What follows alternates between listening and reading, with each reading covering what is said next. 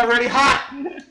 Okay. Hey, welcome back to this special edition of No Gimmicks. I'm Brady, that's JT, and that's Megan. What's up, guys? Another day in paradise. My wife is on the podcast. I don't know how to feel about this. And our daughter. Yeah, and the daughter. And this is Lucy. That's Lucy. This is Lucy? Lucy. Lucy? Yeah. So, haven't seen you guys since Las Vegas. Since It's nice Vegas. to see both of you guys. Imagine that. Haven't seen you since Las Vegas. What's up with that? What is up with that? Oh, wait a minute. The hurricane. What's up with that? No, so to catch everybody up, JT and Megan flew their ass out to Wrestlemania, and we pulled the heist of the century. Megan and I did, and These Nicole. schwifters. I ended up showing up. JT had no idea. I had to lie my ass off on the last podcast, and for that I apologize. We had to lie to him for like 6 to 8 weeks prior to Mania. What a mess that was, because I have never lied to JT in my whole life, and this was the hardest thing I've ever fucking done. So, That's sad. If that's the hardest thing he's ever done is not lie to me, then it's like, man, you got some. I mean, Have I ever lied to? I've never lied to Brady.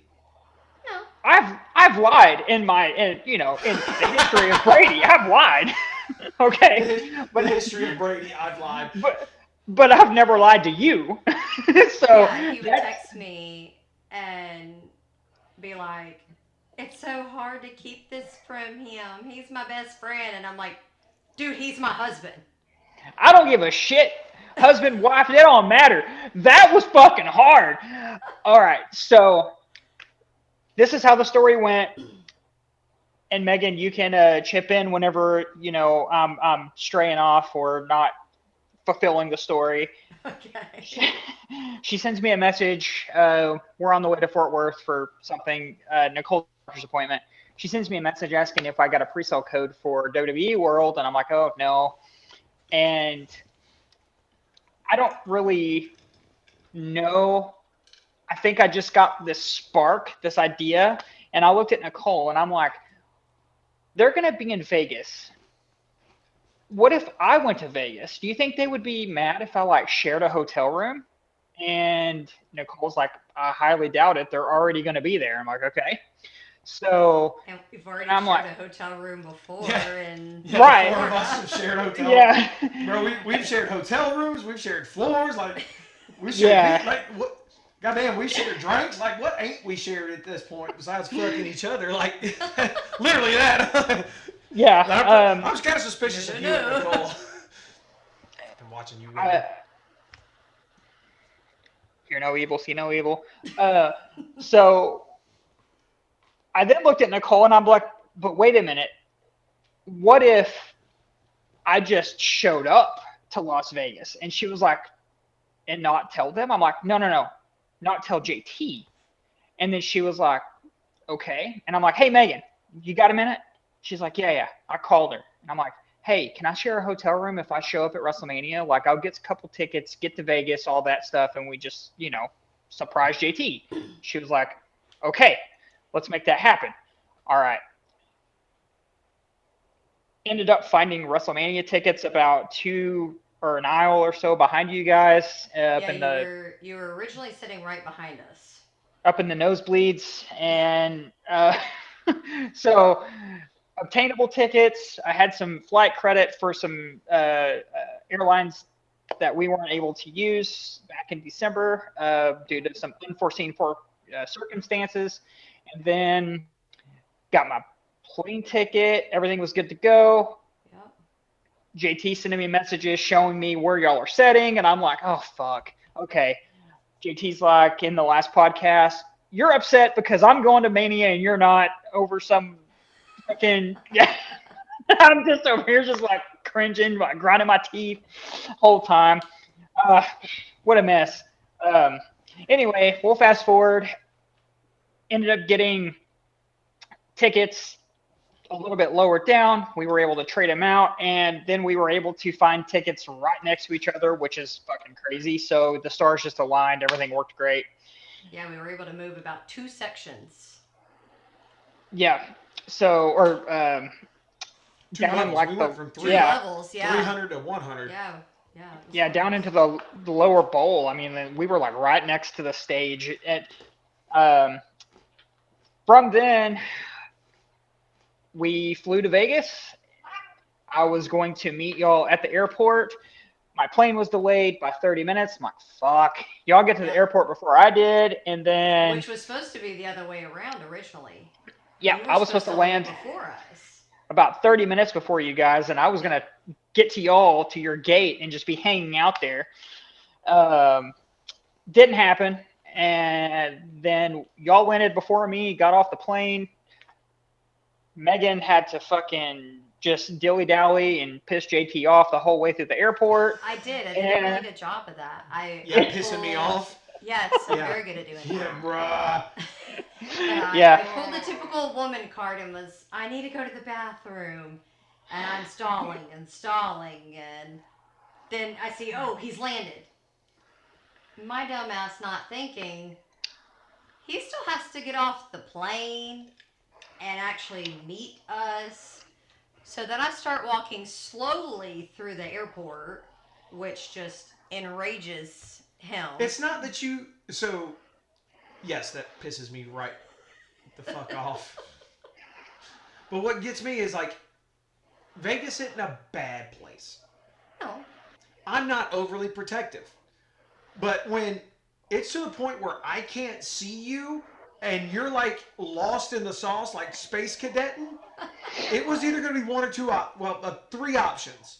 One, I snatch your ass up and tell you to start moving. Two, someone else snatches your ass up and you get put in a fucking cabinet and sold on Wayfair and sent to Epstein Island. Or three, I fucking literally yoke you up and drag you, which is not beyond me, but in public, that's not very nice. Not that I do it in private either, but nonetheless. Because we had walked past a gift shop and they had like the mock Vegas sign, and he turns around and said, "What are you doing?" I said, "Oh, I got distracted by the shiny lights." And he's like, "You're in for a long weekend if you're easily distracted by shiny lights." And I'm thinking like, I can't tell you that your best friend is like 10 minutes from meeting us. And then you're like, I want coffee. And I'm like, yes, I do too. And you're like, let's get a Starbucks. I'm like, not in a fucking airport, we're not. Starbucks is already butt fucking expensive. Let's add another fucking $12 to it by stopping in the airport. So I'm out of excuses at this point. Oh, and you're still dragging. I was. I was. It got to the point I literally turned around and I'm like, we get to the hotel, you take a nap and do whatever you want, but you need to hurry the hell up. Like, I am done. Dude, I'm on the 8:30 in the morning, and I have already successfully pissed him off. So I'm on the very last seat on the motherfucking plane at that. So I am stressing the fuck out, sweating, all kinds of shit. I fucking get my shit, and I'm like, dude, get the fuck out of my way. My car is about to leave, and I don't know what to do. I'm lost in the city. Anyway, no idea where the fuck I'm at. So anyway, they finally let me through, and then I fucking run, man. And then Megan's like, hey, we're going down to the Ubers, meet us there. I'm like, okay. So I fucking start hauling ass. And I get down, and I'm like, okay, where do I fucking go? I don't know how to get to the Ubers. And then I call Nicole, and Nicole's like, she's on the map, and she's like, I think you have to get on the tram. And I'm like, wait. Oh! Wait. You never told me that part. What? Are you meaning to tell me that you cannot read signs? No, because I'm fucking or running. Look up how to move on your fucking own. You had to call your wife who was in another state to tell you where to go. You children of the corn driving motherfucker. Like, dude, I'm trying to run to get to you guys. I know. I hear about this all the fucking time. All the time. Anyway, I'm fucking running to the airport with Nicole in my ear, and I'm like, I don't know where to fucking go. And she was like, okay, I think what you have to do is get on that tram, and then you're going to have to go to ground transportation. I'm like, okay. And I'm texting Megan. I'm like, okay, I'm getting on the tram, and she's like, we're getting in the car. And I'm like, fuck, okay. So I get on the tram, and then I slow down just a little bit because I know at this point they're already fucking gone. I have to get my own car, and I'm just sitting there, get my own car. Everything's fine. They go to their room, get all situated, and Bruh, yeah, not only do we get to the room, but I'm like, 2 beds, shut up, dog. I'm like, 2 beds. So I take suitcases, I yeet it onto the bed, I'm laying clothes out. I'm like, it's Saturday, here's Saturday's clothes, here's post-show clothes, here's Sunday's clothes, here's post-Sunday show clothes, here's traveling clothes. Like, psh, I am in there like swimwear. I just got to yeet dirty clothes back into the bag as I wear them. and Megan obviously can't say anything because Right. still don't know I'm there. You know, we were gonna go exploring. We were gonna go do my tattoo. I literally just wanted a cup of coffee. And he wanted a cup of coffee. And so I was like, cool, let's go downstairs and get a cup of coffee. We'll leave our belts in the room. We'll come back and get them. Because I know Brady's going to have to drop his stuff. And so we're downstairs getting coffee. Brady's texting me. I'm almost there. I'm like, cool, we're getting coffee. Nicole texts me. He's pulling up to the lobby. I was like, great. So his coffee's ready because he just got a black coffee. Of course, I had to get my mocha frou-frou. And he's like, I'm going to go to the bar and get a shot of amaretto. And I'm like, no, wait for me. I had it. That was like... He was done. He's like, I just need coffee. The bar from where the coffee stand was to the bar, you could see. Yeah. Like, it was, 30 feet. Right. And I literally turned around and was like, no words across the top of the casino floor. But what was funny is that what you didn't see is that Brady had walked right by you. Yeah. Because Brady didn't look into the shop to see us. Yeah. So when you start turning around, I was like, shit, I gotta go because I gotta video this. So then that's why, because I can see Brady's doing like this through the machines, and that's when I loudly said, hey, babe. And that way it would get your attention, but I also saw Brady, and I knew that would force him to turn around too. If I seen a motherfucker running up at me in Las Vegas, they were going to get hip tossed across the fucking casino. Yep, I heard that. I turned around, and then I saw you, and I'm like, fuck yeah, we finally made it. And then, dude, that What are you was... doing here? Yeah, that was probably the best, just reaction Yes. ever. I mean, better than what I could have imagined at the airport, because the airport would have been cool, but you couldn't have tackled me on the ground because them TSA or whoever Man, probably would fuck have them too. Man, don't get me started on TS. Don't get me started. Them motherfuckers. But anyway, that was a great way to start the weekend. As stressful as getting here or getting there and trying to catch up with you. Oh, yeah. Brady and I were stressed. I wasn't stressed at all. Because the main thing was we were trying so hard not to blow the fucking surprise, blow our cover, the whole shebang. And it just seemed like every time I got this close, something happened. Shrink. Shrink. You know, I it's literally like, need to let you go back and look at mine and Brady's text messages because it's like, oh, I almost spoiled it. Oh, I almost spoiled it. Yeah, I'm like, fuck, man. Yeah, and then there was a day you and I were talking, and you were riled up and pissed off about something, and then another time I was having a bad day, and I was like, what? You live in a state. I'm never riled up and pissed off. And anyway, there was so many times I almost slipped out. Dude, just wait 2 more weeks or just wait till 3 more days. We'll fucking be in Vegas. We're going to have a blast at Mania. Can't wait. And then all I kept saying is, dude, 3 more days, you're going to be in Vegas. Or, whatever it was. Knowing damn good and well, I'm also going to be in Vegas. But you don't fucking know. That was so hard, dude. So hard. But the morning anyway. that you were looking up flights, because you're like, fuck it, I'm going to fly Brady out here. You're like, I'm just going to spend the money. And I was like, well, what about his WrestleMania tickets? I had screenshotted that and texted it to Brady. And I was like, dude, he literally has no idea because he's looking at flights for you. And so Um, She didn't know, but her ass was gonna sit in a hotel room. so, Fuck. but Brady had kept asking me, like, do you think he knows? Do you think he knows? I was like, no, I really don't. And so that had just kind of confirmed that we were so close to pulling this off successfully. And we did. Dude, heist of the century. Not just like you can't That's right. beat that, and we're also never going to be able to repeat that. And So, he's never going to trust us again. You know what? That's absolutely fine. not. Because as this, we're gonna hear more from this story. Sweet revenge, karma, if you will, came about That night. that night. Karma got its way. Have you? I don't think you've actually been gotten back yet. So your time's coming.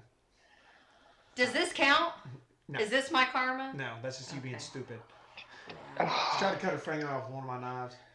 Oh my god. I am what you call book smart. I am not common sense smart. Yeah. So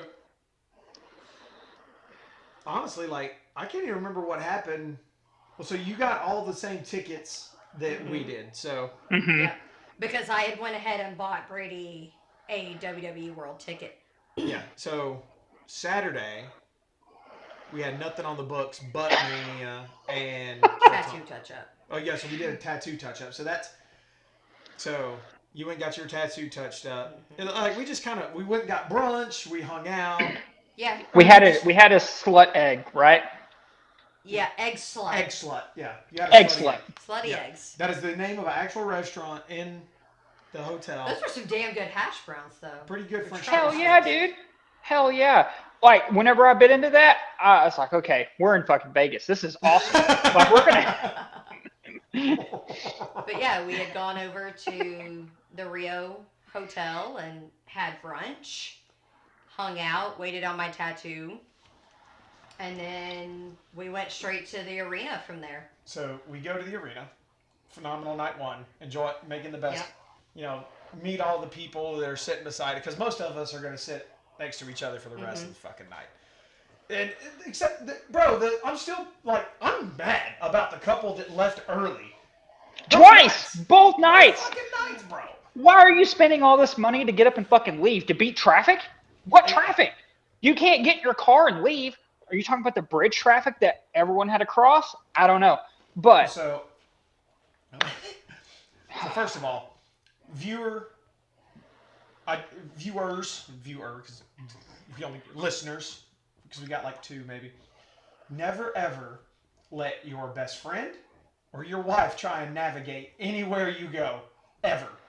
Oh, you never let me navigate. She can't tell her left from her right. Her favorite phrase when she's navigating is "turn left right here." I do that to him Yep. all the time. And then this children of the corn motherfucker, the very first time that he came to visit me, him and his wife are coming up, and he's too cheap to pay. And if he'd have just told me, I'd have given him the $5.35 for the toll road. But he goes way off the beaten path and is stuck in like a fucking cornfield on a dirt road. I don't even know where that's at. I don't either. Nicole's texting me like we're never gonna see you because we're gonna get abducted. Fucking Jeepers Creepers, like UFO abduction. That's what I was about to say. Alien coming out. Like I turned left from the right lane, bro. I don't know what to tell you. So I tell you all this because when the show ends, I'm like, we need to go that way. No, man, we need to go this way. I'm like, bro, I hear you. I know what you're saying.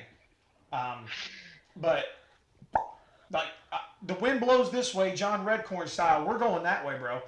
No, man, no. Pull it up. So I pull it up on the map, and of course I pull up Google Maps. He's like, oh, fucking goddamn Android, fucking Apple Maps, and it was worse on your map.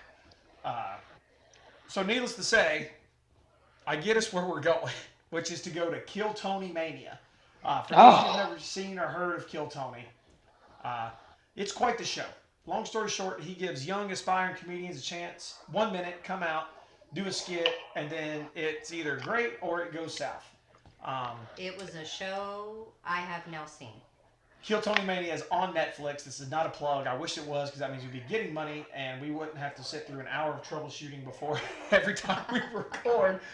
But nonetheless, some of the things we saw did not make it to the special. And considering what did make it on the special, you can only imagine how bad it was if it didn't. So go check that out. Yep. Boom. Red on. Yeah. Dude, fuck. So- I think she started off that show too. That's fucking wild. So Anyway. we're at this show, and it's Meaghan, me, and Brady. I'm in the middle. I'm the guy. So I'm the creamy white center of the Oreo. What can I say? I'm delicious. So Or something. the gentleman sitting next to Brady, Gentlemen, are we talking? sir, you be respectful to a potential fucking fan and listener. That fan can piss off. No. I don't want him to be a fan of No Gimmicks. I should have Bro. told him about no Bro. gimmicks. Oh, bro, I thought it too. Bro. This fine, young, stand-up, golden model citizen of America Lightning's about to strike you with all this lion shit. is sitting next to Brady and is literally like, bro, get ready for the best night of your life, bro, you fucking ready for this, bro. I mean, Vince Russo is jealous of how many times this dude said bro. And not only that, but poor Brady wearing his glasses got misted. It looked like fucking Oscar spraying the fucking mist in his eyeball. Bro. Hey, bro. Hey, bro. Watch. Oh, dude. I was going to fucking murder him. If I wouldn't have gone to a Las Vegas jail, dead. I don't give a fuck. If he finds this podcast, good. Listen hard, motherfucker, because you broed me to death. Well, and I tried to do the nice thing to prevent Brady from punching this What'd you do? kid. I offered to switch seats. Not allowed. And No. both of you Nah. looked at me and said, no way in hell. Oh, but No. for two totally different reasons. Exactly, for two totally different reasons. Brady, why would you not would let my wife swap seats with you? I was getting ear fucked. I didn't want her to get ear fucked too. I just need you to know, you probably wouldn't have got ear fucked, but the sheer look of distress and uncomfortable that was on Brady's face when I looked over. The entire night. I am telling you right now, if a Ray Charles accident happened and acid burned my retinas and my eyeballs and I would go blind, I think I would still permanently see the sorrow and help me in Brady's eyes and face, and I would be A-okay. I wouldn't mind at all. It was so worth to watch your fucking misery. The venue would have got a 1-star Google review if I had left there unhappy because of the amount of fucking line at the bar. Talk about your 1-star review. I couldn't buy enough 2 fucking beer cans, like the 25-ounce beer cans. Yeah, I couldn't buy enough of those. Oh my God. And it wasn't, if it would have been just until the show started, that would have been okay. But the motherfucker went on the whole goddamn show. It wasn't so loud I could hear him. It wasn't From even 2 just seats away with other shit going on. I probably told that guy to let me just watch probably 8 times. I'm like, man, okay, I get it. Just let's find out. Let's watch. Oh yeah, I don't know who Tony No Breaks is. I don't know who the fuck that guy is. And you keep telling me Timmy No Breaks is coming out. Come on, who the fuck's Timmy No Breaks? Let me find out for myself. Bro's timing sucks. It's coming. He's coming. No. And then I keep doing this, the tapping. Bro. Watch, bro. It's oh my God. It's got to be Jimmy No Breaks. It's got to. Timmy No Breaks, but that's fine, whatever. I don't know. What the fuck's his name? And then I Oh had my to God. instigate it. Jey Uso came out. And Brady's absolute favorite thing to do is yeet. And I was yeeting everywhere. And I was like, run it back. And I looked at the dude beside Brady. I was like, I think we need to run it back. He's like, bro, we need to run it back, right? I wanted to punch him in his nuts, and you too. God damn, dude. So, That's not even the best part of this oh, joke. goddamn, the end of the show. Not even the best part. Oh, the end of the show's getting ready. And again, you Oh have my to, God. I'm going to spoil Go the end back of the and show. watch it. We did. I'm going to spoil the end of the show for anyone who may not have watched it. But there was a convenient table with a black cloth set up on the edge of the stage. And Timmy No Breaks comes out, and he's like standing in a chair. But as soon as he gets close to the table, bro, the table's bent, bro. Bro, look at this. You see the table's bent. You see the table bent? It's right there. It's fucking bent, bro. Bro, the table's bent. The table's fucking bent, bro. Okay. For the entire monologue, which was about 5 minutes. Bro. I'm surprised you couldn't hear him on Netflix. The table Because I is think fucking everybody bent. in our entire section could hear him. Oh my God. I was like, oh, okay. So, Timmy. I've got spit all over my fucking glasses because the table's goddamn bent. Jimmy No Breaks. Jimmy No Breaks is coming out. Timmy No Breaks, Jimmy No Breaks, Ricky No Breaks. I don't care about No Breaks. It's a gimmick. He knows gimmicks. Just like the fucking Don't do table. no gimmicks. That's what you get.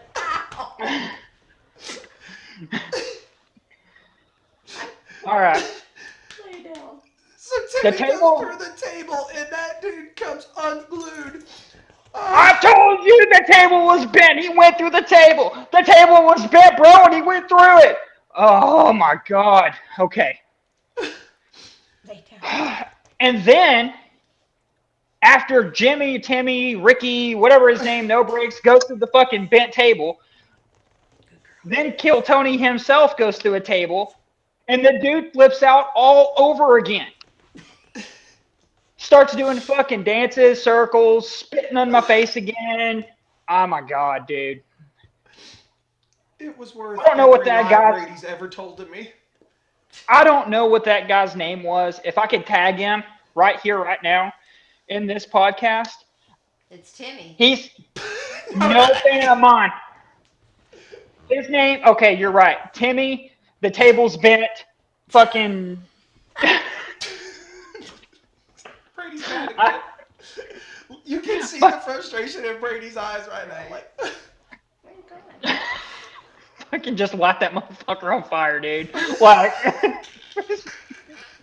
the whole show. Like, I don't know what the price of the admission was, but it whatever. it was worth every penny. I would pay.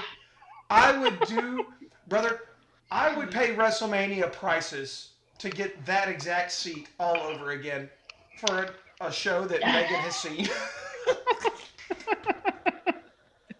Were both of you familiar with Kill Tony I was. prior? I was not. No, you said, "Hey, we're gonna go to Kill Tony." I'm like, I don't know who this is. JT messaged me a few times saying, "Hey, we're gonna go kill Tony," and then I played it cool because I knew I was going to kill Tony too, but I had no idea what it was. I looked it up a little bit on YouTube and stuff, but Tony I is my didn't- people.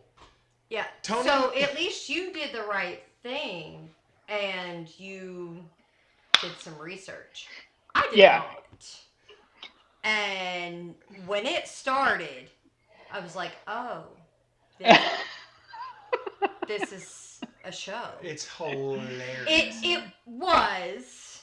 I enjoyed it more towards the end. But yeah, it was a show I have now seen. And I would I didn't- gladly go back. I would do it again, 100%. I would run that back. I think In the Except same exact JT's going to seat. sit on the other end. In the same exact seat, though. in the same seat, that's fine. Except you're gonna sit next to fucking Jimmy table bent dude. And then I I think what would have been better for us to have done is probably went and had a fucking meal because we sat there for goddamn 2 hours before the show Yeah. started. Like, Yeah. Well, I mean, if you know people would move faster. yeah, I mean, and that's the thing is that we just didn't know. I mean, that if we ever go back to Vegas and do that whole thing again, Yeah. You know what? we'll know. Cheap plug here. Cheap plug and shout out to Allegiant Stadium for their fucking food and drink prices. Yeah. Had I known what I know, we should have just eaten at the show. Right, yeah, and then, dude, the fucking people were super cool with those souvenir cups too. Like refills all night. What? Who does that? For 30, we paid what, $30 for the 3 For cups? 3. Yeah, Uh, normally. $30. I think it was 18 per cup. I think that's what it came out to be. But still, I mean, unlimited regardless. refills. Bro, bent table. Like, come in. Yeah, I mean, it was a 4-hour show, man. And Yeah. free soda refills the entire time? That's right. You can't beat that. And whenever I went to the baseball game a few weeks ago, I told them I got a souvenir cup or whatever because that's what they were offering. I'm like, you do know in Vegas at the Allegiant Stadium, they let you refill this shit. Why aren't y'all doing that? And they're like, oh, yeah, I don't know. I guess we need to sell more cups. Okay, well, that's fine, but it's soda. It costs you literally 8 cents to fill this cup up, and I've just paid 30 for it, so I think you're fine. It was Let the us same refill way these when we fucking went cups. to Mania in Dallas. Hell yeah, it was. We bought the souvenir cups, but I've got like you 8 got of like those. a discount on a refill, but you still had to pay for it. Yeah, I've got like 8 of those fucking blue cups. I use them to, because I just, every time I went back, I had to buy another one. Yeah. You know? Not Yeah. But anyway, that great. Fucking Kill Tony was fantastic. Bro, tables bent. That's going to forever be fucking ironed in. I don't know if you realize it. I just randomly text this motherfucker that sometimes, because I'm one of those people, I can't send one message. I text like I talk. I use a text message and I send it to incur a natural break. Right. So I'll hit him up like, bro, and he'll be like, what's up, man? But now I'm like, bro, and he doesn't know what's coming. I'll hit him with a tables bent. No, you son of a bitch. You did that to me the other day. You said, bro, and I said, the motherfucking table's bent. Leave me alone.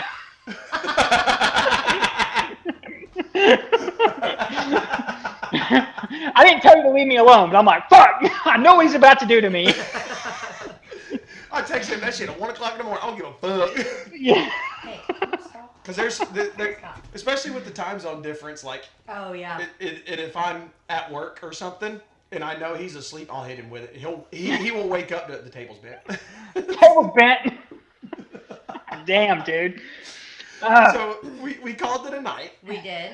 And then Because we had walked back yeah. to our hotel. Yep, so we walked back to the hotel and then we crash out. Brady listens to the soothing sounds of Darth Vader on his travel CPAP machine. Quit. I didn't even hear that, dude. Yeah, your ass clonked out. Yeah. Yeah. Like Meaghan didn't even hear you get up and get a shower the next morning. She was out. I was. So we wake up Well, the next 'cause- morning. And then WWE World, right? We went to WWE World. yeah, so but we didn't get breakfast or anything. We just grabbed a coffee. Yeah, I think we just did coffee. Yeah. So we Went to WWE World. so we go to WWE World where we got some sweet merchandise. What sweet merchandise did we get? I don't know. What did we get? It's funny you asked, baby. We got this sweet ass, or I got this sweet ass hat. It's called a Noggin Boss. And Gabe at Noggin Boss, shout out to you, brother. I'm working with him on some other projects for some business, but this thing's fucking sweet. So not only is Noggin Boss out there doing the big ass hats, which if you can't tell, I am a huge fan Of the noggin? I love noggins. You do. So I'm like, I want a Stone Cold in black, and the sweet girl is working, and she's like, we don't have black. We're out of black. And Gabe's standing there, who I now know is like part owner or owner. Yeah. And I'm like, there's a bullshit Roman Reigns hat right there. Rip that stupid logo off and put Stone Cold on there. And he looks at it, and he picks it up, and he's like, I can do that. He literally rips the Roman Reigns logo off this hat, and he slaps. So you got the front patch and the WWE rear patch, but I paid extra to get the Austin 316 and forever remembering Brady's misery at WrestleMania 42 from Kill Tony Mania. So yeah, that's a real thing. And now I can put a cool hat on. My head was getting kind of hot now. I bet it was. Hey, sweet hat, bro. So, WWE World was badass. Really fucking enjoyed it. We got to go see some cool things. This is unusual for me, but I'm going to do it. Keep talking, fool. And then I think, yeah. Oh, you killed it. Oh, no! It's like Kill Tony. Bro. Your table's bent. I'll bend your table. Come on. Come back to me. What did you do? Your mom. Got him, Coach. Well, I was trying to show off our cool merchandise, and I clearly didn't do that. Where did it go? You gone. Oh, no. What is that? What is it? I'm gone doesn't mean you're gone. What was that stupid-ass white girl? Let's go! Get your shit back on. What are you doing? I'm going to punch you in the mouth. You know that? I got some really cool badass merchandise from there, too. I was waiting You until did? JT showed you. Well, you can show yours off because I'm an idiot. Well, before you show it off, so Brady and I, had been talking about the surprise and all that, and I meet and greet with Stone Cold Steve Austin. I had gotten him a picture, and I didn't know it, but it said that you could have a group of 4 or less people. And so I had text JT like, hey, I got you a meet and greet, all that. And then I called Brady and said, dude, you're going to get to meet Stone Cold Steve Austin. And he's like, what are you talking about? Hell yeah, brother.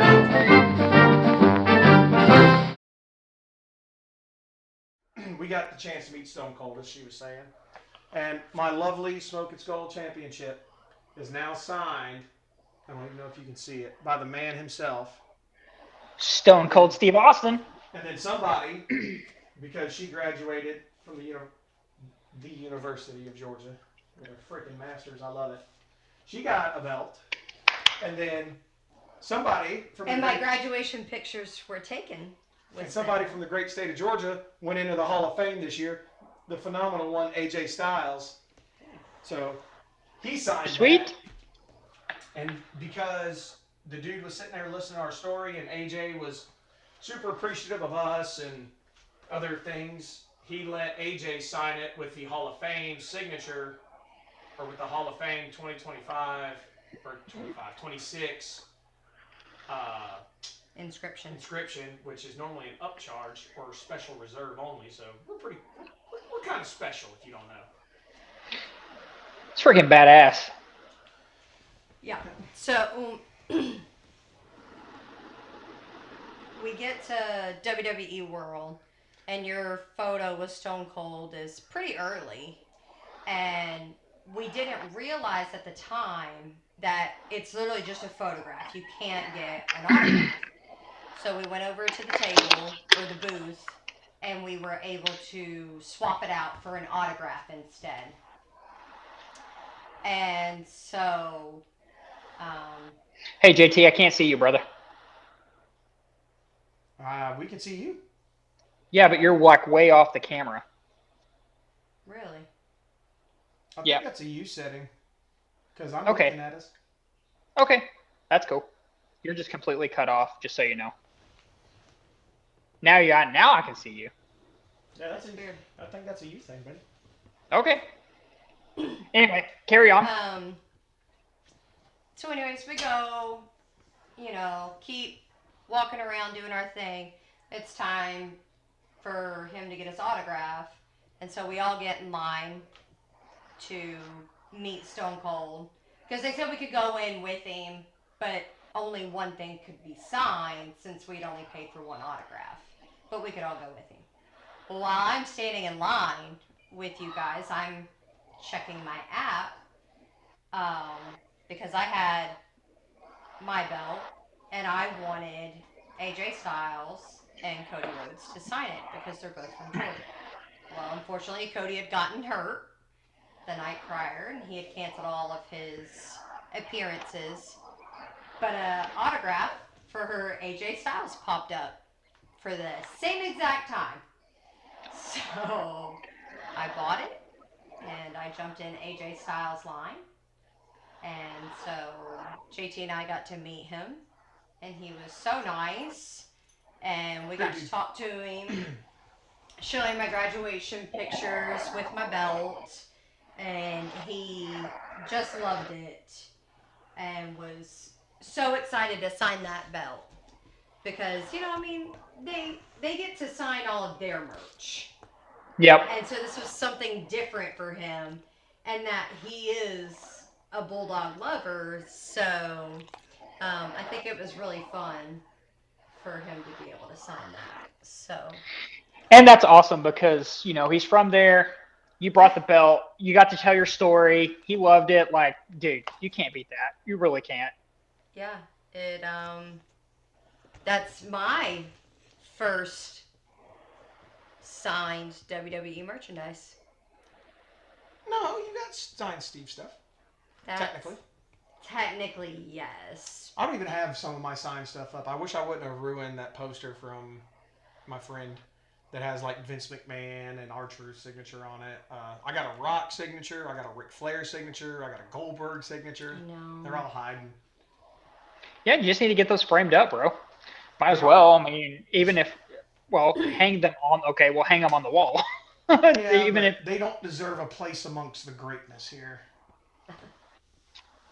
Which this will look different Yeah, so because they were running sales, and I'm not uh, financially responsible. So unfortunately, Megan's belt is going to transition to the office side of the podcast room, and I have two Smoking Skull belts coming in that are going to go up. Whoopsie. blood for, blood from a stone, bro. You can't. I mean, you can't beat that shit. That's awesome. I don't know. I'm. It's hard to say because I got one of the limited edition, one of 500 ones. If maybe, hopefully, them bitches ever ship. it should Yeah, be I shipping mean, this week. By the end of this week, is what it yeah. says. I bet So they do. You'll probably So have my that shit. belt is going to go on the wall with my diploma, which is very I fitting. mean, yeah, 100%. So we did get to go try the AMO coffee, which was really AMO good. coffee. Uh, That was we delicious. it was the it kind of caught me off guard a little bit because we got to try all their cold canned coffee versus like what we actually Mm-hmm. bought, and I was confused. I thought whenever we were buying the coffee, we were buying what we were drinking, but we weren't. You dumb. So yeah, you're right. I am a dumbass Beans. because I They didn't said we're put two getting and two together. beans. I didn't put two and two together, like, and that's fine. But whenever we were in line and I bought the chocolate strawberry, dude, I've been drinking it. It's actually really fucking good. Mm-hmm. Uh, we enjoy it. But we all got these cool little boxes with Becky and Seth Rollins autographs on them, which are cool.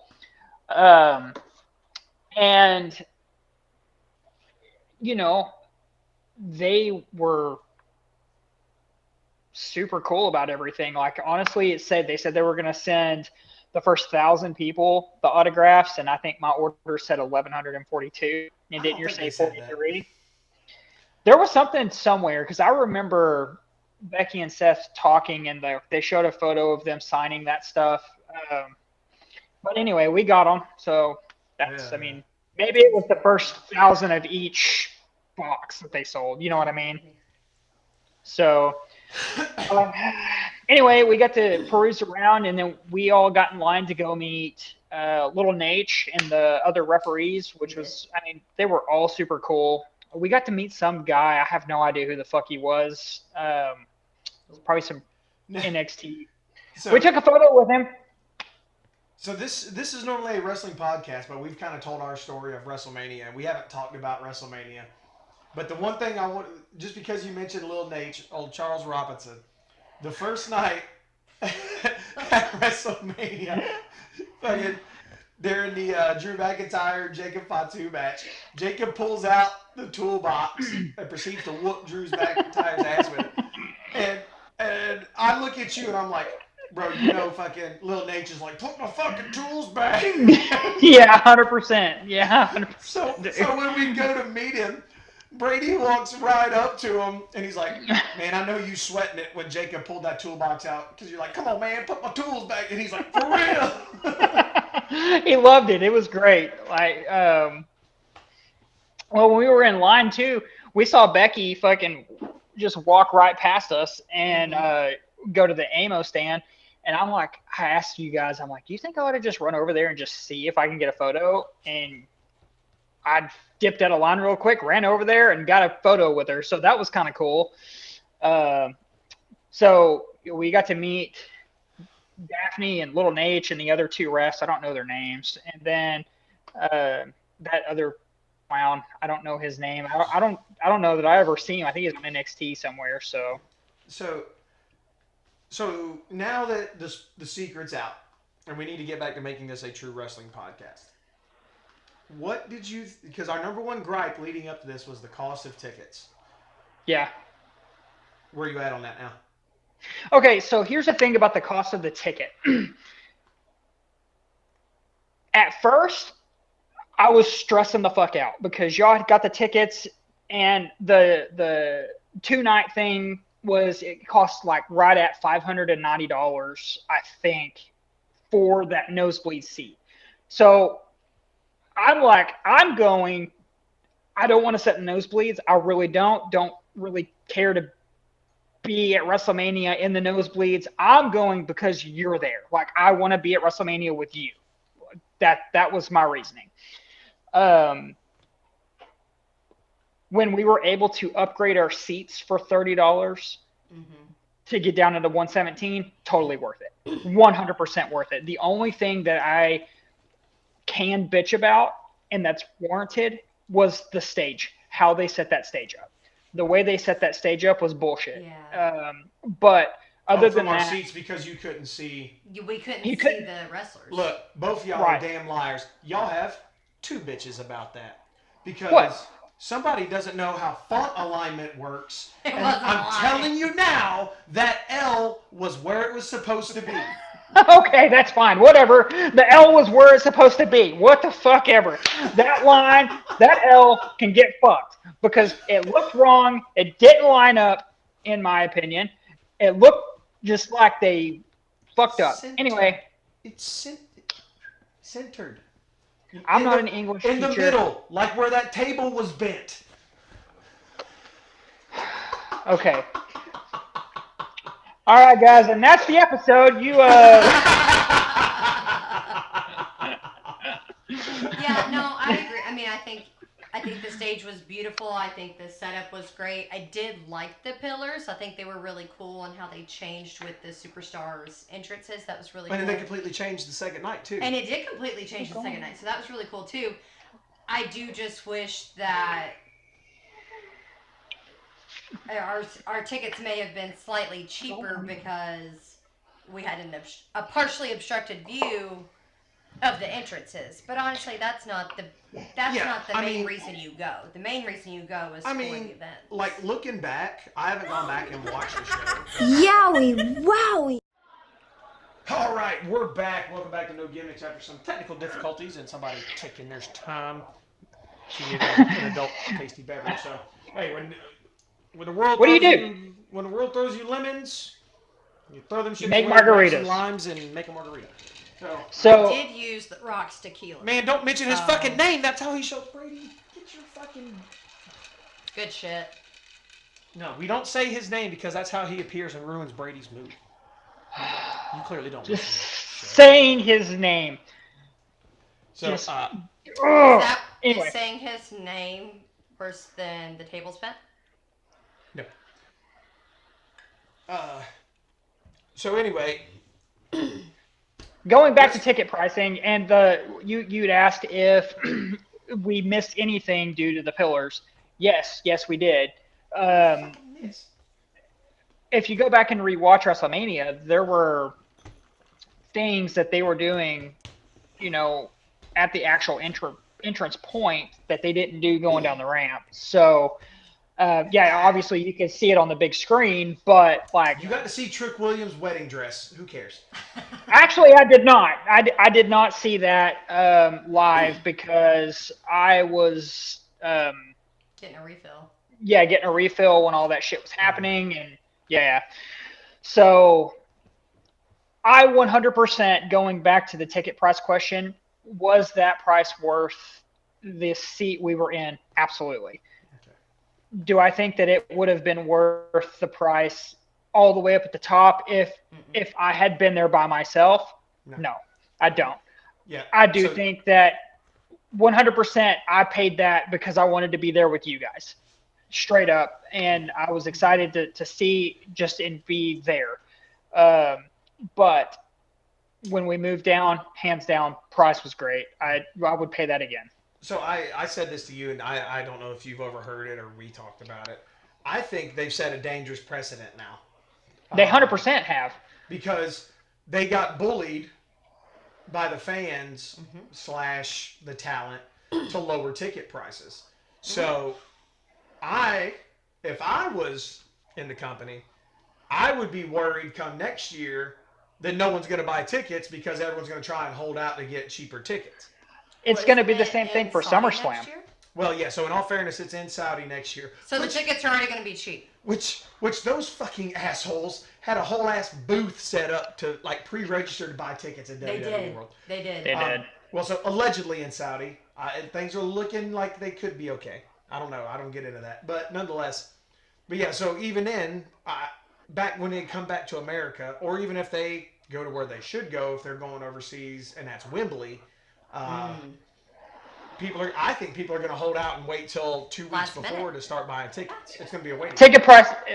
Wembley's going to be a different crowd, a different animal. The very second that they announce Wembley, it doesn't matter. Ticket prices can be fucking through the roof. It's going to sell because that crowd is starved.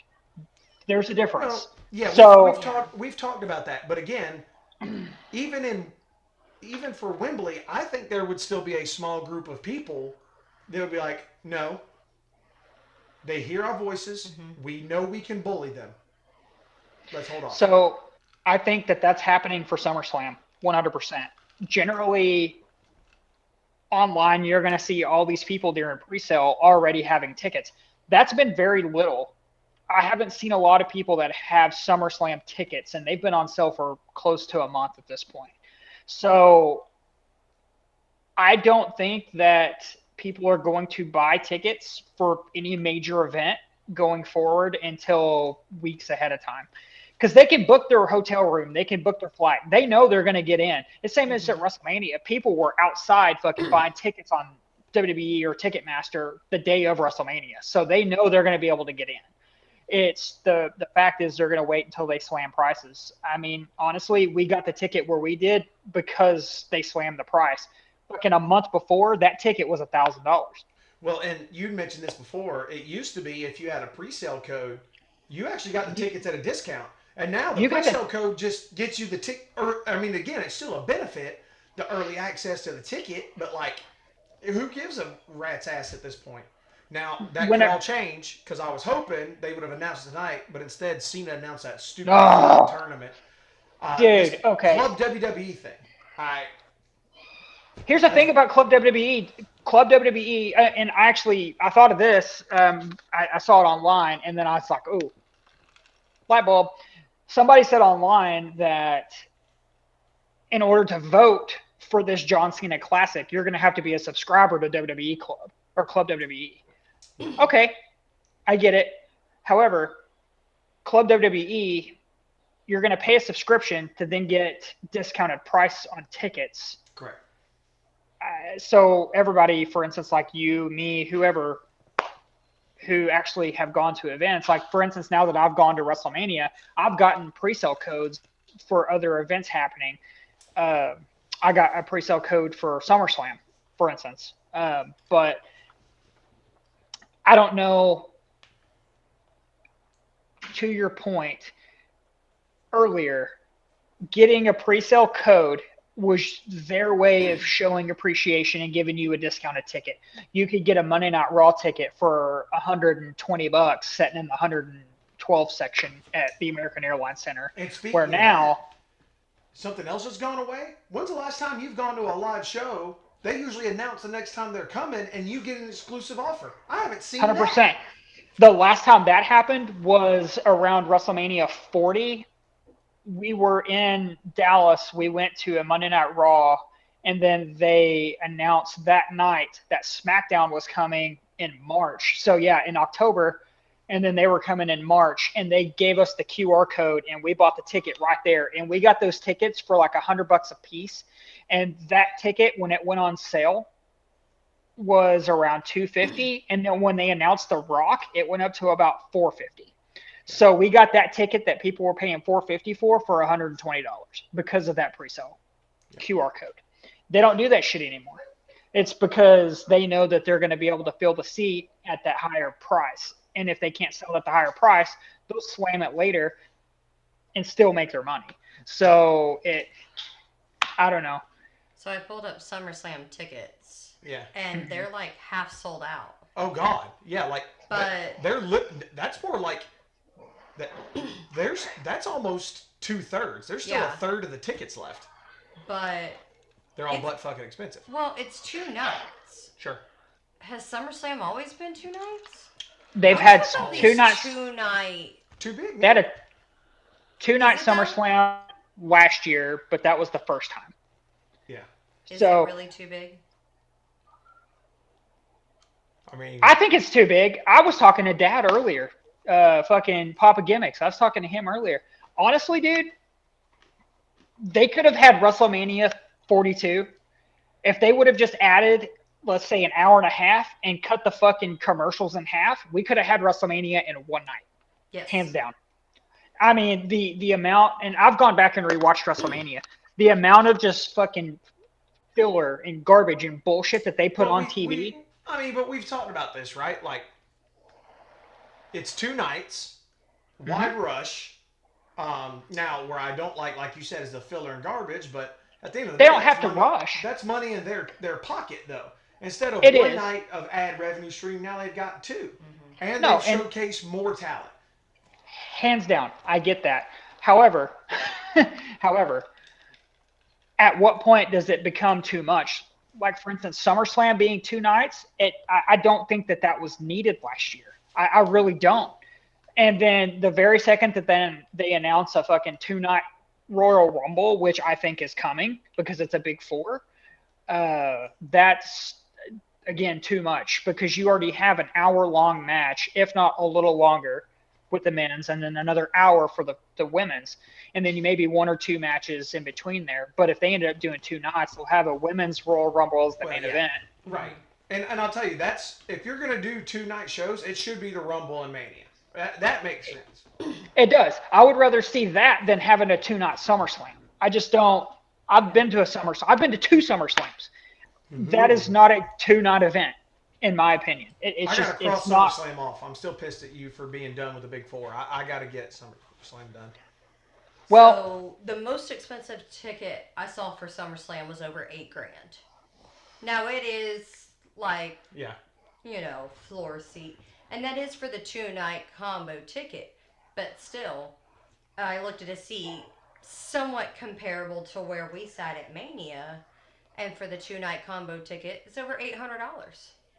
yeah, that'll And I just drop. don't think, kind of like you said, Brady, I don't think SummerSlam, it's not the same quality as Mania. You say that until something happens, right? Right. Like until they hit that one off, or they want to run back Roman and Pepsi Phil. People will pay. Again, Yeah. that's the trick to this right now is you don't know what's coming. I don't remember last year's SummerSlam at all, except the very, very last part of that match when Brock Lesnar came out and made his big return. I don't remember SummerSlam at all. That's the thing, and I remember WrestleMania. No, we were not together for SummerSlam.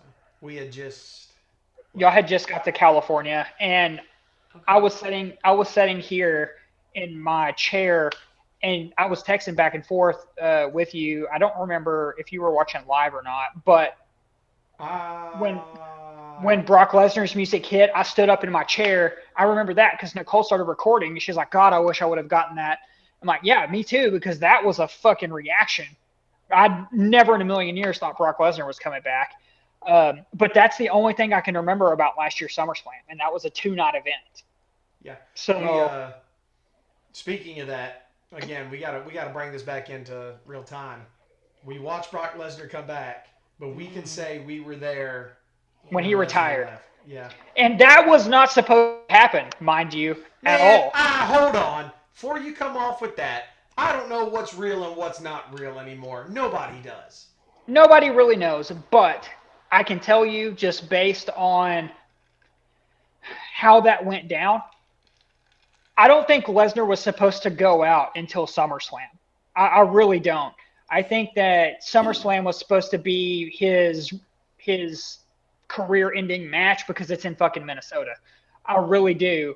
Um, but he got the Obafemi match, and he, I guess, went out on his own terms. And then they moved him to the alumni section, so Yep. he's done. Like he's gone, which fine.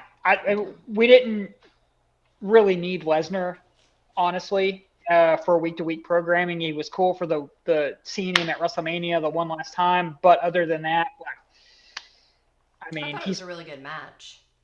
Oh, big oh meaty yeah, men yeah, slapping meat, baby, my specialty. 100%. It was a damn good match. It's exactly what it needed to be. Yeah. He went out, and that was done deal. What else does Brock Lesnar need to do? He doesn't need to chase a fucking title. There's no one else out there that, I mean, I guess if you want to put him in the ring with Gunther, but he's not going to give Gunther those fucking flowers. He doesn't, like, you know what I mean? So the way they advertise Gunther is he is going to go and retire people, but you know it's their last match already, like AJ Styles and John Cena. Like, okay. Anyway, going back to what we were talking about, um, yeah, the whole 2-night thing, it's great for what it is, but my opinion solely, WrestleMania, they could do one night, and I would have been perfectly fine with it. So, Man, I gotta tell you, I, again, like the thing is they've gotten too big for it. If you want to showcase the talent, they have too many titles for that. Because as someone who was at WrestleMania 38 for 7.5 hours, brother, brother, that was brutal. that does not compare to WrestleMania 35. 35 was fucking brutal. You want to fucking know a trooper? This guy right here. All the way through WrestleMania 35, that goddamn show was 8 hours bell to bell. That's what I'm saying. Is you can't. So then you can't have your cake and eat it too when it comes to that, because it's like, man, what do you want? Do you not want a championship, contested at WrestleMania? Do you want to go back to pre-show matches I like don't think that. I think let's just talk about this. What's on TV right now is WrestleMania 17. That's what's playing right now. Quality fucking great. The pay-per-view was 4 hours long. That's all it needed to be. It wasn't filled with fucking gimmicks like fucking Knoxville at WrestleMania 38. Entertaining. It was entertaining, but not needed. The whole fucking, I don't know, the Sammy and Trick Williams match. I don't think that was WrestleMania worthy. this is for the Um, U.S. title? That's on but Sammy and but Trick. that match itself was not it was not WrestleMania The- worthy. You know what I but mean? you can say that, but it's like for every way you say that now, that cheapens the title if you don't put it on the card at Mania. I mean, if you don't have the talent behind it, it is what it is. And you can't say the I talent's not there behind it now when they did a whole ass 15-minute program for a fucking gingerbread man's funeral last night. And everybody was sucked into that shit. It was so because it was so goddamn dumb. Like that was the point. Asses in It can be dumb. It can be glorious. Uh, An ass every 18 inches is all that matters. yeah. I don't know. There was a couple behind us that left early 2 nights in a row at WrestleMania after paying $800 a ticket. But you know what? Not a motherfucker left last night during the gingerbread man's funeral. Well, I don't know. I think you want to have a 2-night WrestleMania, fine. Okay, I'll give it to you. We don't need any other 2-night events. 2 nights. That I can get behind. So again, don't get it twisted. I'll go back to One Night Mania, but you know what you got to do? Give me one main championship, give me 1 or 2 workhorse championships, and get rid of the women's tag, and then you got your Mania night. And that's fine. And I'm not mad at that. I'm really not. That. Make it simple. We don't need fucking 18 different titles. Like this new John Cena match or John Cena tournament for a new John Cena fucking title. Oh my God. Is this another fucking 24/7, 7-Eleven, Highway 59 fucking bullshit title? Yeah, what are we doing? But the thing about it is Royal Rumble, 1-night event. WrestleMania, I'll give it to you. Do the 2 nights. That's fine. SummerSlam needs to be 1 night. Survivor Series needs to be 1 night. And then just do the fucking fill-ins like what we watched tonight. I mean, that's just what it needs to be. And then also, and you're going to argue with this point too, maybe not. Maybe not. Give me a $9.99 fucking WWE network. Let me watch some fucking pay-per-views. You're giving it away for an hour on ESPN already. For people like me, I have to fucking pay the $30 a month because I don't have any other reason to have ESPN. Okay? I don't watch NASCAR. I don't watch fucking football. I don't watch any of that stuff on the regular. No, I do, but it costs me $30 a month for that bundle, where Disney Plus, I could do the ad things for $10. You know what I mean? So, and we had this whole conversation a year ago when all this shit happened. Oh my God. It was a fucking mess. If you, I will meet you in the middle. If TKO wants to do TKO Network and I will give them $15. But all they put on there is WWE, UFC, like their own. Right. I would give you that. But again, unfortunately, like I said, for you, you are not the target demographic. I know. I 100% agree. I'm not the target demographic. It is what it is. If I want to watch wrestling, you have to subscribe to 8 different fucking things. You really do. You have to fucking have ESPN. You have to have Netflix. You have to have fucking Peacock. Goddamn, dude, I was on Tubi. So I got rid of Peacock. Fuck a Saturday night's main event. Like, that's the only thing left on Peacock if it comes on. Yeah. We did just get rid of it. Literally just got rid of it. But again, to defend the company here, my Hulu plus Live TV covers Raw and SmackDown. ESPN covers the PLEs. Which is looped in with the not Raw. So, and I have Netflix. And usually, if you have one of the main phone subscribers, you can get Netflix or your Hulu covered. Not with AT&T, you sure as fuck can't not. Well, then you sure as fuck change phone companies. Yeah, and then I have service. That's, yeah. You got internet. Wi-Fi what? phone. Shit. Yeah, go out to fucking Papa Gimmick's house with T-Mobes. See what happens. Brother, I've literally been there with you. We've literally been at your house with you. T-Mobile. Not sponsor. T-Mobile sponsor me. T-Mobile does not work everywhere I need it to work. AT&T works in this area the best. It's just what it is. Verizon doesn't work at my house. They don't work here at all. We had Spectrum, which is run on Verizon towers whenever we moved out here. Nothing at all. But we again, that's what I'm saying. Like, somehow the world has colluded, or TKO has colluded to fuck you specifically. 100%. They said, hey, there's this fucking guy a ring around here. Figure out how to piss him off. that says, I'm going to nickel and dime that motherfucker until he's broke. And they do, and I fucking pay it. You know why? Because I want to watch their shit.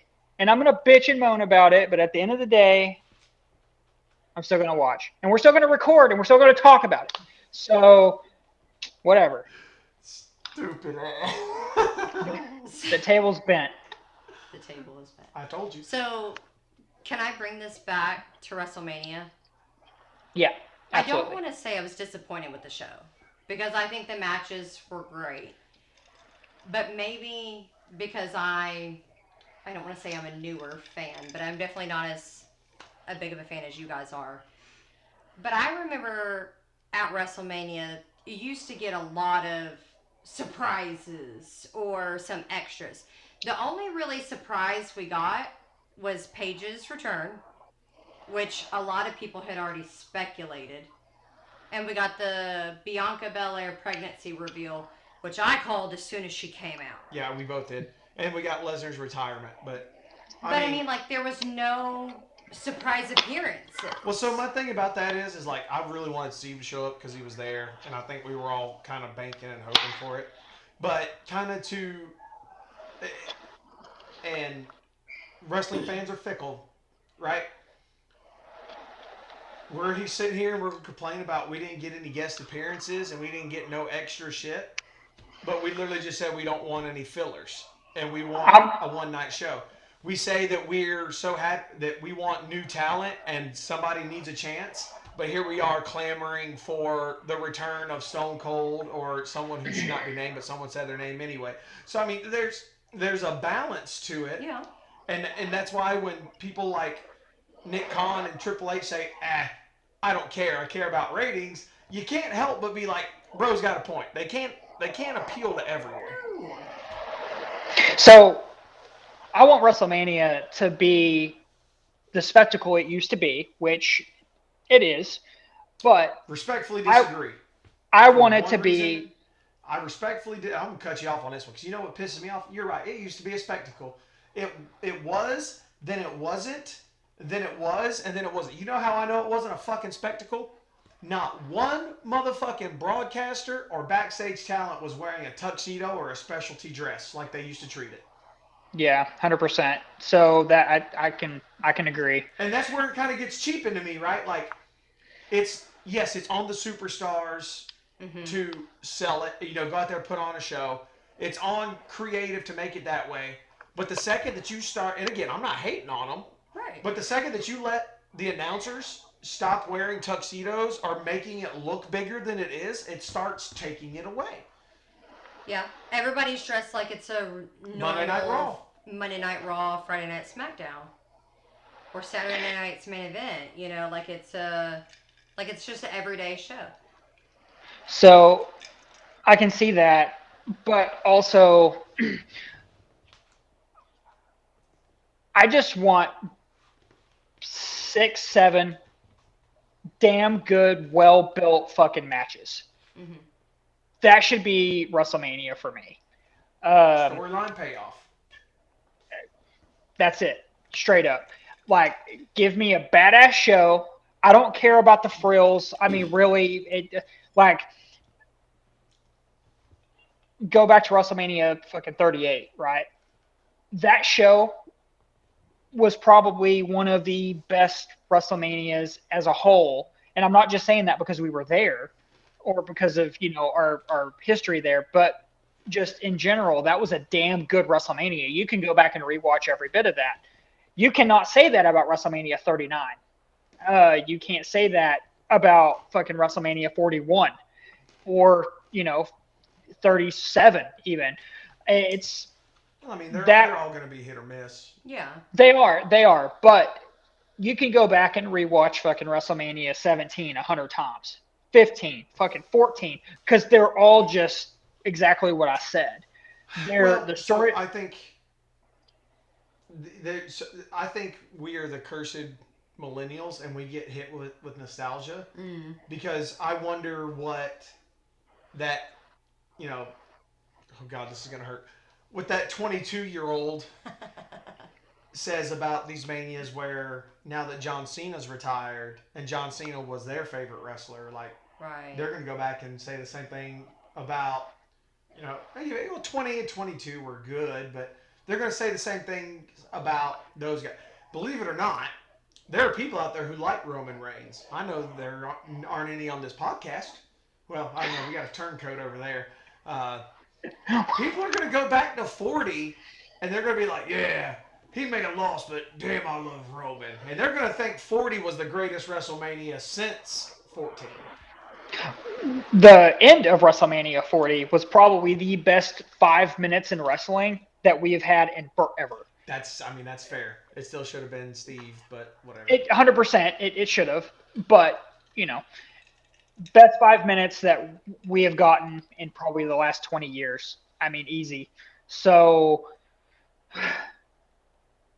I'm always going to love WrestleMania 42 because we were there, right? How rewatchable is it? CM Punk and Roman Reigns put on a fucking 5-star classic. Straight up. No gimmicks were and we know gimmicks. No gimmicks were needed. There was no outside interference.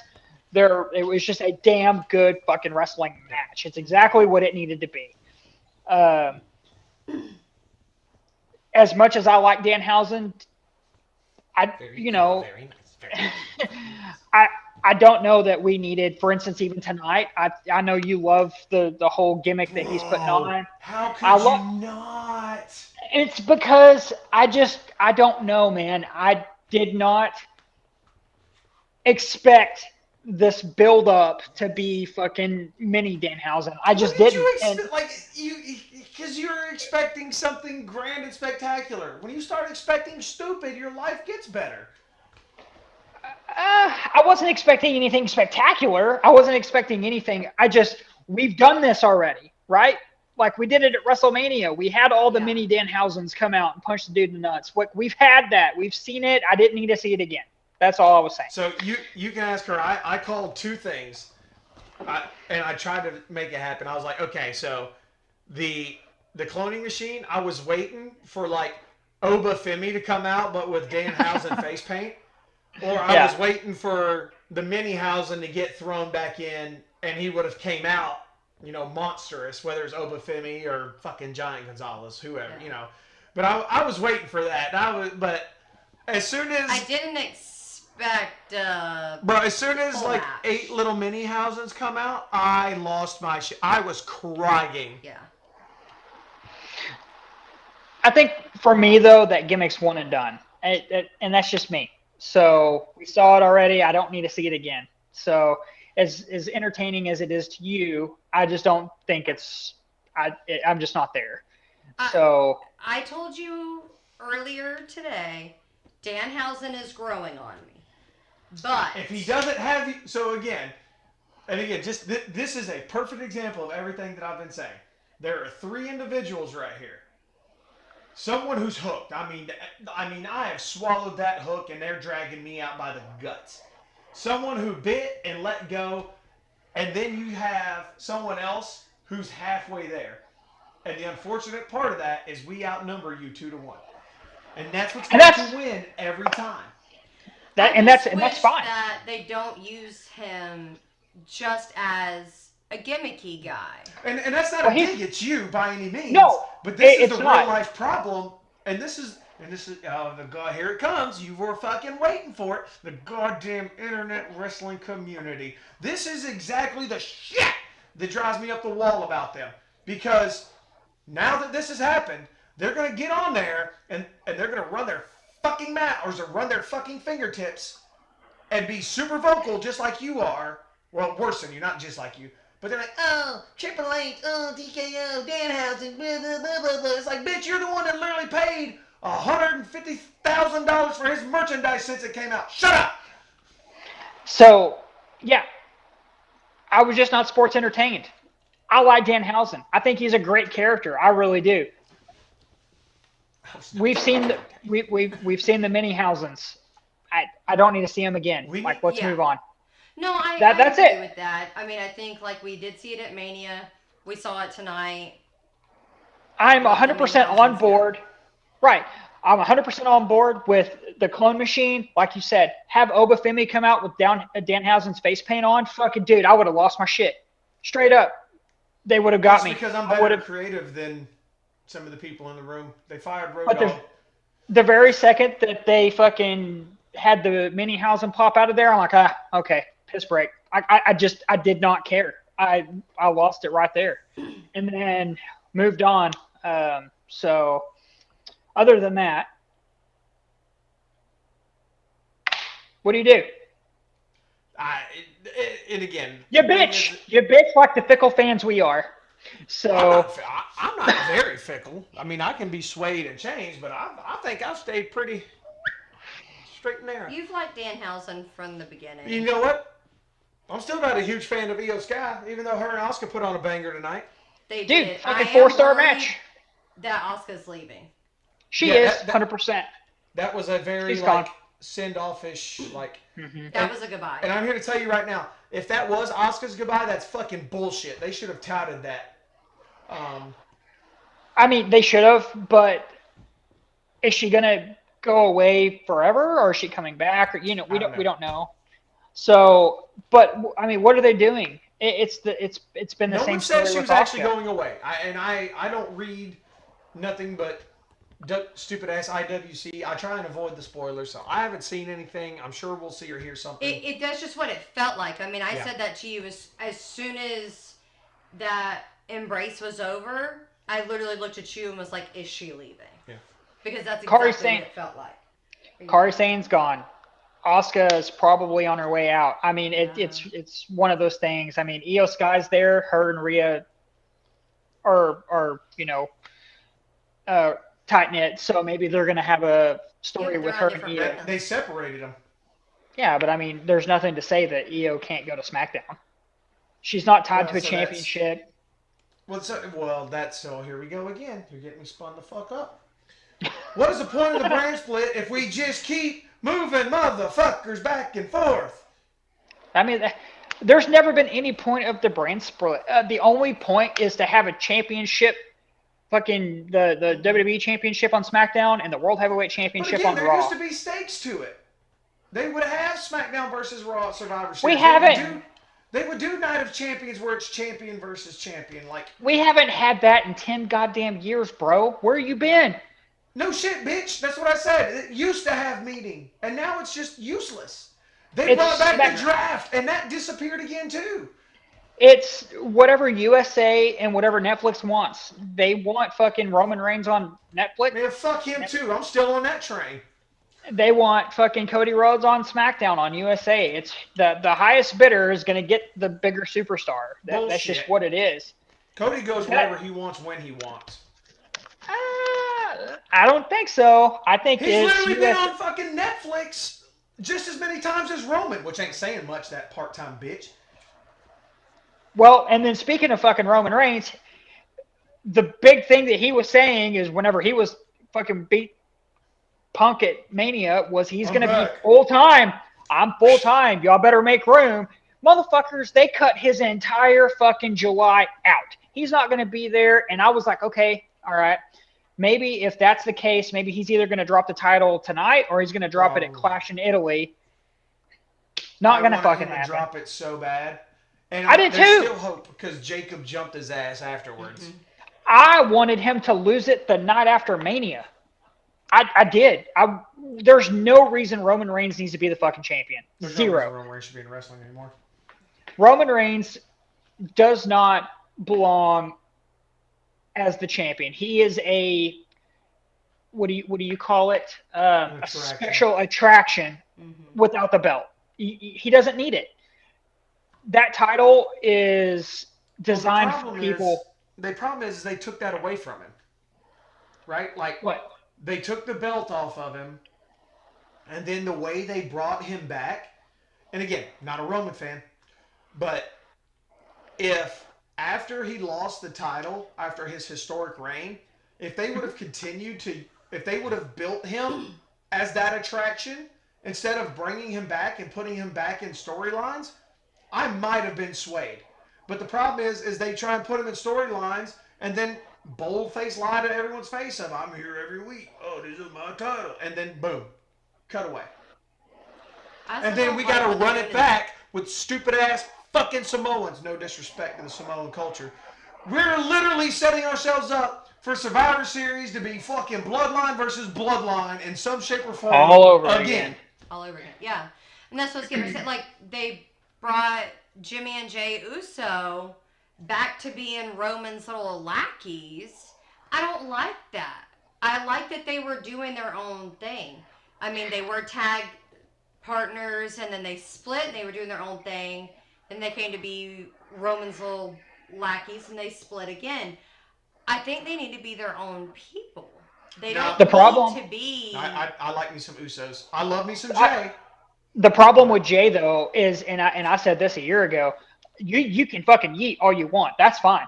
I'm not mad at you yeeting, but that's not gonna fucking cut it in the ring. Like, he can be as over as possible with the yeet, but that's all he is. He's fucking yeet. And he fucked himself on that one, and he admitted it. Yeah, but I called that shit over a year ago. I'm like, dude, we're getting too invested in this gimmick, and it's gonna fail. And now look where they're at. It's a situation. And even when we were at Kill Tony, like, they were yeeting and fucking running it back. I'm like, brother, like, we get it. You just did this at WrestleMania. Like, we understand. It wasn't him that did it. He even said at Kill Tony he didn't want to fucking do it. I get it, but it's like that ass every 18 inches. And when you have fucking 50,000 people yeeting, what are they gonna do? Why do you think they didn't bring back their old fucking song? Why do you think they just changed his? Because that's what the fucking people want. Yeah. You can say yeeting doesn't do it, or yeeting does, but Jay don't. But Jay admitted it. He got too invested in fucking liquor. He got too high on his own fucking personality and got knocked down fucking 5 posts. If his brother got injured tomorrow and he had to make a singles run, he could fucking do it. He would have to change his gimmick. And he could do it again. He'd have to change his gimmick, dude. Straight up. Bullshit. He would. I can't. Like, so what? Let me guess. A Samoan? Tonga dick. What? What's he going to change his fucking gimmick to? He's going to start wearing face paint again? Maybe. Fucking turn heel, bro. I don't know. Do something different. I can't. I can't get past the yeet. I couldn't do it whenever he was champion. I've said that 100 times. I'm like, dude, all Jay is fucking yeet. And the reason why it's so popular is because the music fucking hits and it's a good crowd motion. Straight up. And am I sitting here in my chair fucking yeeting whenever he comes out? No, I'm not. I'm just not. Am I yeeting in the crowd? Time my man comes out? Goddamn right. So, yeah, and again, Danhausen, I'm just not there. It's just different fan type. I don't care about the fucking yeet, man. I really don't. It's just not my thing. So, do I think that Jay could do it on his own? Sure, he could. He would, in my opinion, he would have to have a different fucking gimmick. So, I don't think Yeet is going to go over again as a single run as a champion. And if it did, great. And I'll eat it. That's fine. It is what it is. Could Jimmy do it on his own? Absolutely fucking not. I said that from the ride. Yep. If you honestly go back and look at Jay's body of work from when they separated, especially the leading up to the Rumble, the boy was there. He had everything. He had it all. And I 1000% believe in him. The problem is he let his fucking bottles and ego get in the way. And he got humbled. And that's why I think he could run it back. No pun intended, but let's run it back. And I think he could do it and be better than he was before. And I guarantee you he could eat his ass from one side of the arena to the other and then come to the ring and still do it. I think if it gave it a year, maybe 2 years, and then came back and did the whole fucking run it back, eat thing, possibly. Right now, nah. But that again, that's just me. I'm not in it. Well, that's because all the turncoats want Roman Reigns back. I don't. Fuck Roman Reigns. I knew whenever I cannot believe the fucking ovation he gets. it's yeah, I don't know, man. I am not sold on Roman. Haven't been for a long time. They put a 5-star match on at WrestleMania. Do I think he should be the champion? No. That match could have fucking been without a belt, and I would have been just as happy. You know what I mean? So, I mean, if you can't deny it was a damn good match. Like, it was a fucking well, when good it had match. the highest runtime of any match of the night, yeah. Yeah. But if you'd have given Becky and AJ the same amount of time you gave Roman and Phil, it would have been twice as better of a match, in my opinion. Yeah, and I mean, I see that too. If you would have given, I think the reason why people say, or even me say, it's a 5-star match is because when is the last time that we have had a singles championship match with Roman where there was no outside interference, no fucking just bullshit, straight up. That's what I'm getting at. Correct. That's what made it a 5-star match. They fucking just put on a classic, regardless if they had 10 minutes or if they had 30 minutes. It was just good for what it was.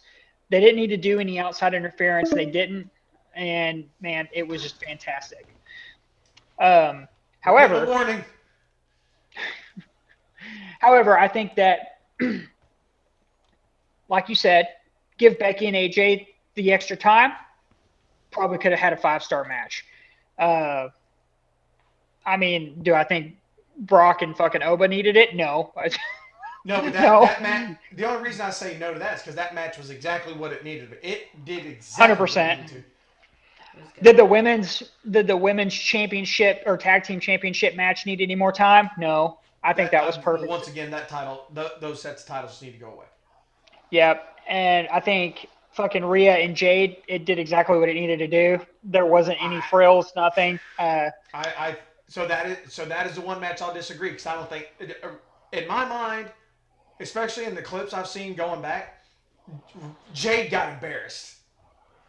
Yeah, that's what I'm saying. Like they didn't need any more time. She did good. I'm not going to shit on her, but that was not WrestleMania quality. No. Yeah, no, 100% not. I think that the Stephanie and Liv match, they probably could have given that just a little bit more time so they could have told the story a little bit more.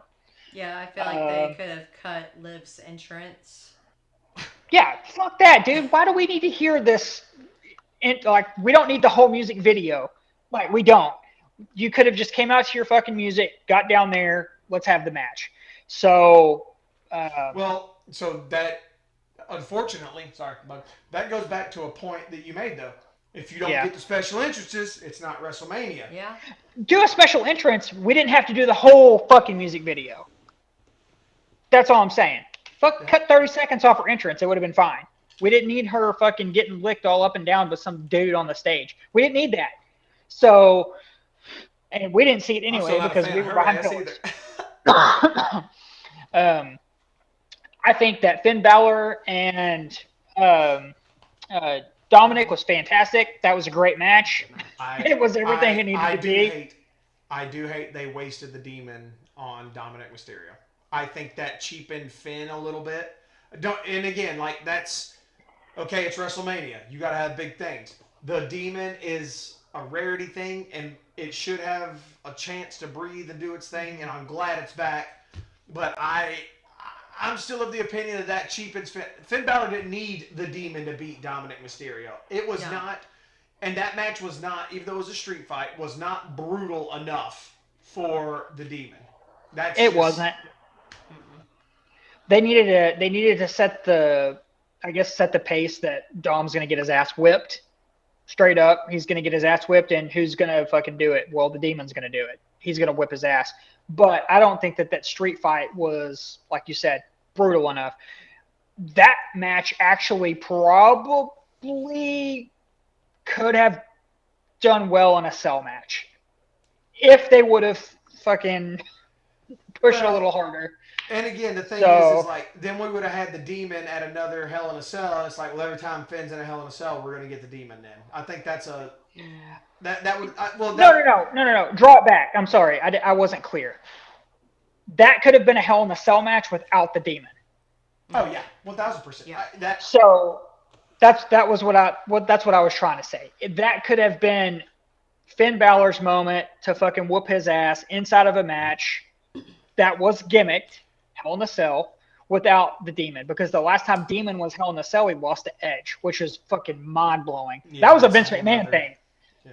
But Well, so honestly, I think I would have enjoyed a Finn and Dom 2 out of 3 falls, and Finn's about to whoop his ass for the second fall, and that's when JD comes down there, and then we get a beat down, and then the third, and then the third fall after some shenanigans, Finn takes them all out, and we're just old school fucking brawling.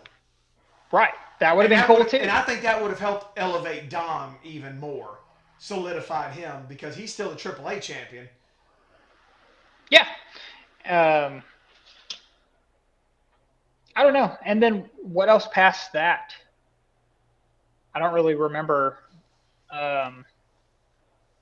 Blimphausen everywhere. Oh, the Blimphausen. Yeah, that was actually kind of funny. The John Cody Cena. Rhodes, Randy Orton match was really good. Yeah, except for Cody. Except for Cody still has a black eye. Probably Randy punted the shit out of my boy. Yeah, Randy still hasn't been back on TV since then. So Well, I think that's the thing is like they've entered a dangerous game because we're only 3 weeks away from the next pay-per-view now. It's like I don't think Backlash met the expectation of follow-up, and they No. to me the stories were rushed. They were 100%. They were rushed. Every one of those matches. The Roman and Fatu match.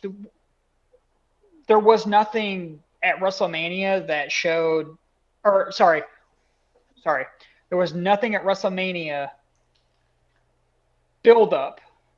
It was all Punk and Roman. So Punk was non-existent. Cody was non-existent. Punk and Cody had the meetup on Monday Night Raw after Mania. Haven't seen Punk since. And then what's Cody even doing? Because I hadn't been watching SmackDown really.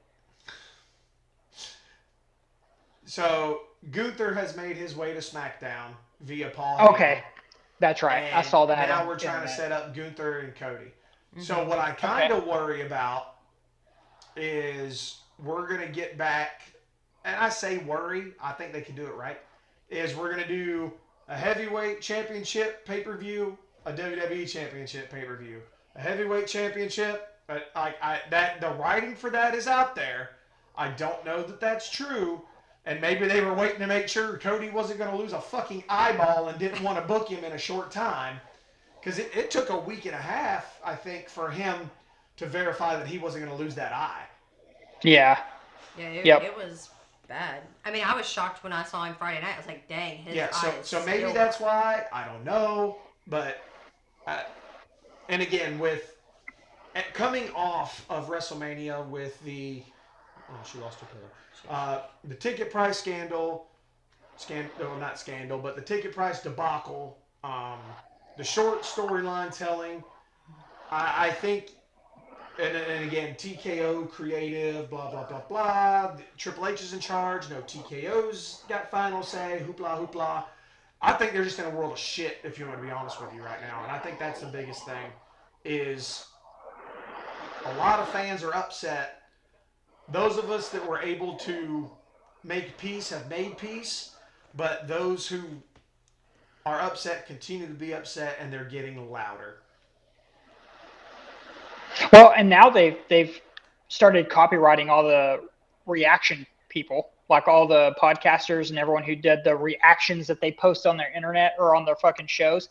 They've started copywriting all of them, which I think is wild. They were using the reactions on TV, and now they're blocking them, making them take their content down. So I don't understand where they're going with that either. I mean,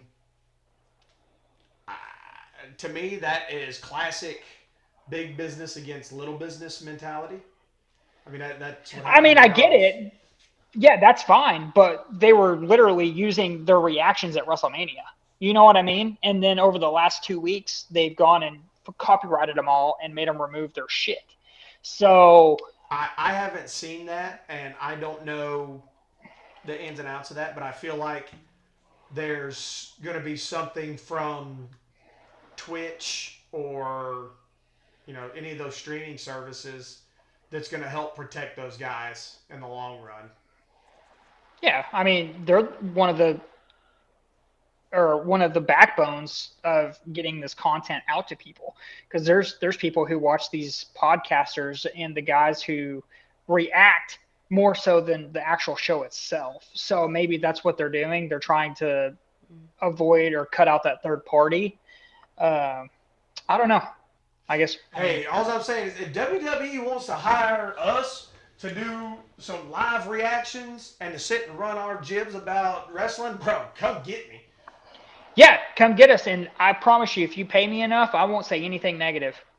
I will. I can't do that. I'm still going to shit on Roman Reigns. I'm still going to shit on Liv Morgan. No. I'm talking about negative about the company. You can talk shit all you want about. Wow, fucking Pat McAfee and Pepsi Phil did. Yeah, they did. Uh-oh, the boss is home. I heard it. Yes, the boss is home. Uh-oh. Well, we're going to run out of time on this. Mm-hmm. Anyway. We have 5 minutes. Hey, you know what that means, don't you? Off the top? Yeah, it's your week, bitch. No, it's not. I did it last time. What was the question last time? I don't know. It's been a minute.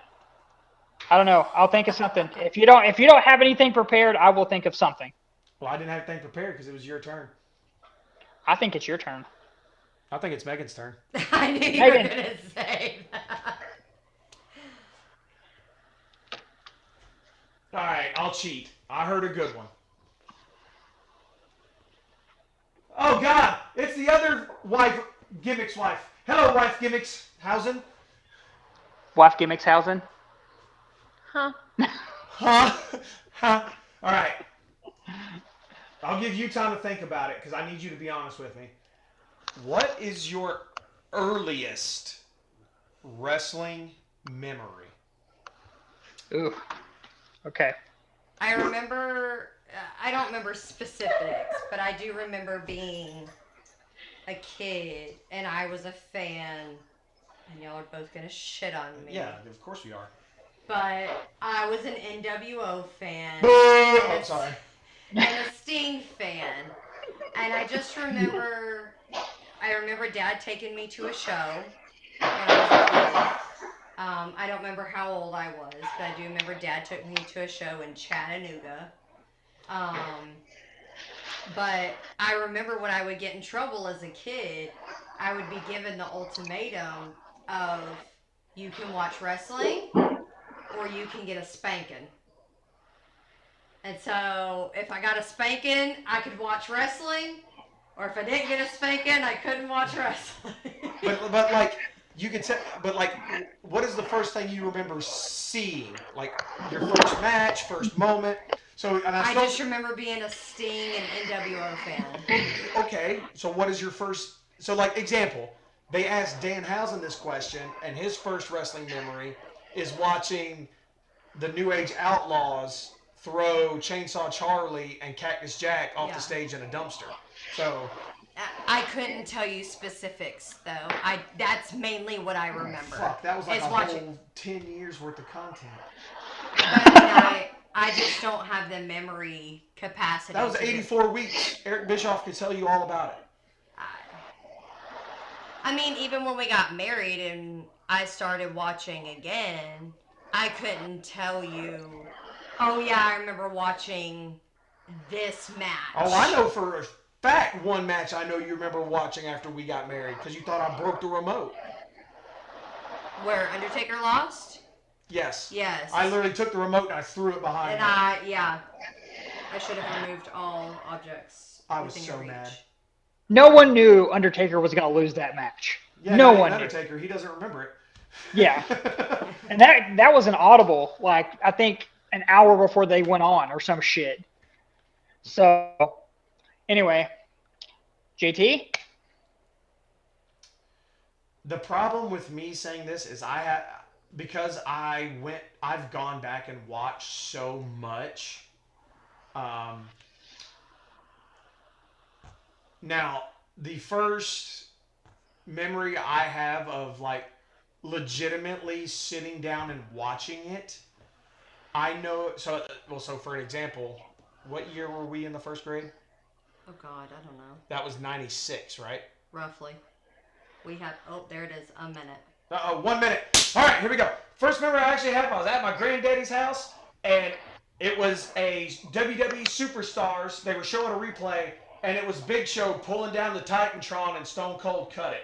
What do you got, Brady? Okay, very, very quickly. We channel flipped, Dad, not me, channel flipped when Eric Bischoff said Mankind was going to win the WWE Championship Oh, on shit, that's a WWF good TV. one. Boom, that was my first memory of my dad being like, oh, okay, flip, and that's it. I was WWF from then on out. Hey, this has been No Gimmicks. That's Brady. I'm JT. That's the wife housing me again, and that's a baby Lucy. All right, we'll catch y'all down the road. Peace.